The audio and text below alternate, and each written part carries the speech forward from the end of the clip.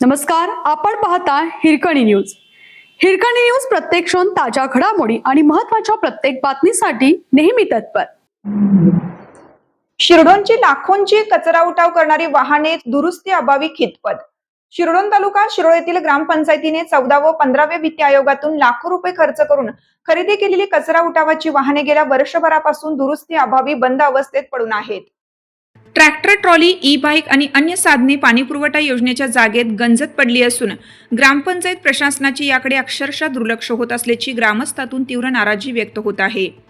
Tractor trolley खरेदीसाठी सुमारे 5 लाख रुपये तर ई बाईकसाठी 1 लाखाहून अधिक निधी खर्च करण्यात आला. मात्र किरकोळ दुरुस्ती न झाल्याने ही वाहने वापराविना पडून आहेत. सध्या केवळ एका टेम्पोद्वारे गावातील कचरा संकलन केला जात असल्याने अनेक भागात कचऱ्याचे ढीग साचले आहेत. त्यामुळे दुर्गंधी व अस्वच्छतेच्या समस्या गंभीर बनल्या आहेत. गेल्या वर्षभरापासून ही स्थिती कायम असूनही ग्रामपंचायतीकडून कोणतीही ठोस कार्यवाही झालेली नाही. बंद पडलेली वाहने तातडीने दुरुस्त करून कचरा उठावासाठी वापरात आणावा अशी मागणी ग्रामस्थातून होत आहे.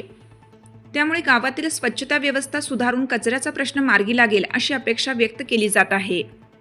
आपल्या हिरकणी न्यूज चॅनलला लाईक करा, शेअर करा आणि सबस्क्राईब करायला विसरू नका आणि रहा अपडेट.